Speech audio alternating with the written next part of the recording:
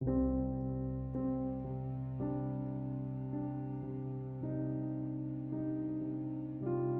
enable or disable security certificates in Samsung Galaxy S10, open Settings. From a home screen, swipe up or down from the center of the display to access the apps screen. Tap Settings.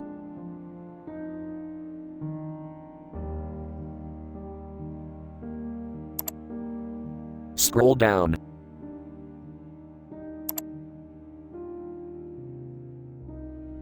Tap Biometrics and Security.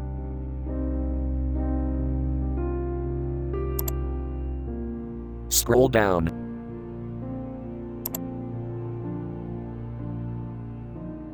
Tap Other Security Settings.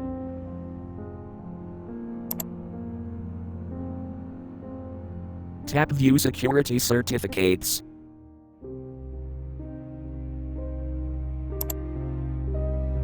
Tap Security Certificates switch you want until blue to enable, or tap until gray to disable.